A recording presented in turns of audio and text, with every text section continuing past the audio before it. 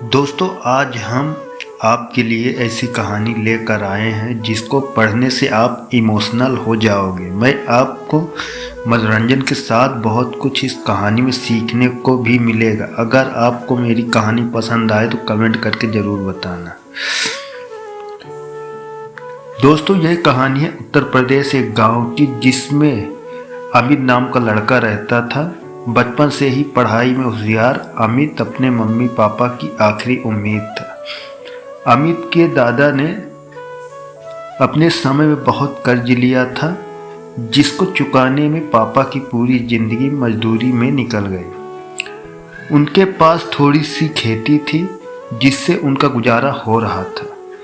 पापा की तबीयत मजदूरी करने से खराब रहती थी, पर पापा अमित को इस बात का एहसास नहीं होने देते कि अमित को पढ़ाई में इतना होशियार देखकर उसके मम्मी पापा ने हर वह काम किया जिससे वह अमित को पढ़ा पाए।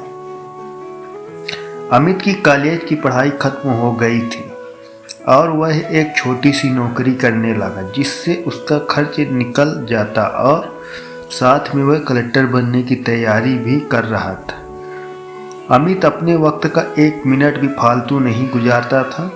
अमित ने पूरा समय पढ़ाई और नौकरी में ही लगा दिया। अमित के पापा को यह पता था कि वह कलेक्टर बनना चाहता है, इसलिए घर की हालत बहुत ज़्यादा खराब होने पर भी उन्होंने अमित से कभी इस बात का जिक्र नहीं किया कि और ना उसको अच्छी नौकरी के लिए कहा।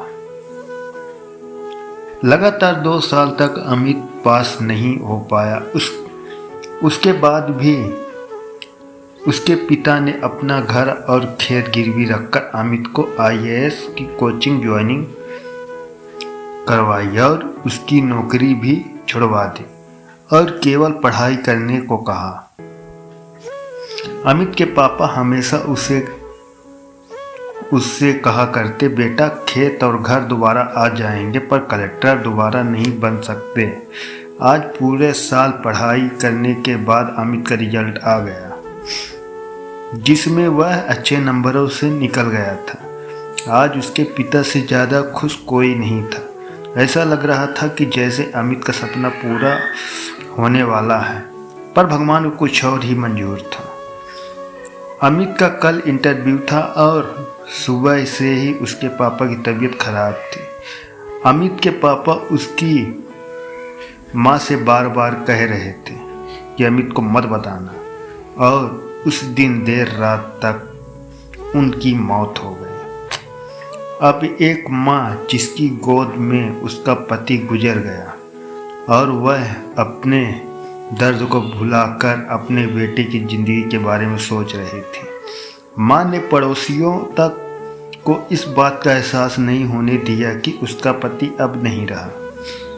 पूरी रात ऐसी रोई कि आवाज़ भी नहीं निकले, और सुबह अमित जब इंटरव्यू देने जाने लगा तब माँ और पापा का आशीर्वाद के लिए उसने माँ को कॉल किया। माँ ने पूरी हिम्मत लगा दी अपना सच छुपाने के लिए और अमित को आशीर्वाद दिया। और जब अमित ने पापा से बात करने को कहा तो माँ बोली, पापा अब तुमसे बात नहीं करेंगे, वह कलेक्टर से बात करेंगे। इतना बात करके माँ ने फ़ोन रख दिया। अमित का जब इंटरव्यू हो गया तब उसे बताया गया कि उसके पिता की तबीयत खराब है, उसको तुरंत घर जाना है। अमित को एक पल नहीं लगा अपने पिता की हालत समझने में। घर पहुंचकर पिता के पैरों में गिरकर वह जोर जोर से रोने लगा और कहने लगा, पापा उठो, देखो मैं कलेक्टर बन गया। आज उसके पिता को वह खुशी मिली थी जिसका उनको वर्षों से इंतजार था, पर आज वह इस दुनिया में नहीं थे। भगवान अमित के पापा की जिंदगी में सुख लिखना ही भूल गए थे।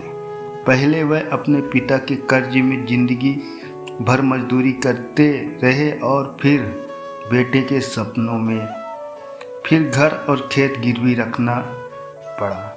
वह जिंदगी में कर्ज लेकर आए और कर्ज लेकर चले गए। अमित के पिता को भले ही जिंदगी में कुछ हासिल न हुआ हो, पर वह अपने लड़के को इस काबिल बना गए कि वह अपनी 7 पुश्तों को बैठे बैठे खिला पाए। अमित की माँ ने जो उस रात किया उसको करने का जज्बा बहुत कम लोगों में होता है। जब अमित कलेक्टर बनकर घर आया तब माँ ने अमित से कहा, बेटा तुम आज इतने बड़े बन गए हो कि हजारों गरीबों का भला कर सकते हो।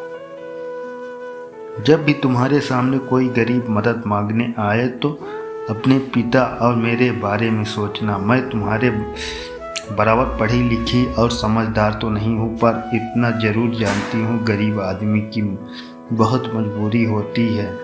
तुम कभी किसी का बुरा मत करना। दोस्तों, इस कहानी से हमें ये शिक्षा मिलती है कि वक्त कितना भी खराब हो, हम उसे बदल जरूर सकते हैं। माँ और बाप के एहसानों को हम कभी नहीं उतार सकते हैं, पर हम अपने कर्मों से उनकी इच्छा जरूर पूरी कर सकते हैं। आपने पढ़ा कि कैसे अमित के पिता का जीवन लगा उसे कलेक्टर बनाने में। जब भी कोई किसी पोस्ट पर या जीवन में बहुत ऊपर किसी पद पर पहुंच जाता, तब उसमें बहुत सारे लोगों की मेहनत और त्याग लगता है। दोस्तों, आपको हमारी यह कहानी कैसी लगी कमेंट बॉक्स में ज़रूर बताएं। लाइक सब्सक्राइब नहीं किया सब्सक्राइब कर देना। ऐसी इमोशनल कहानी सुनने के लिए आप मेरे चैनल से जुड़े रहते। तो जय हिंद।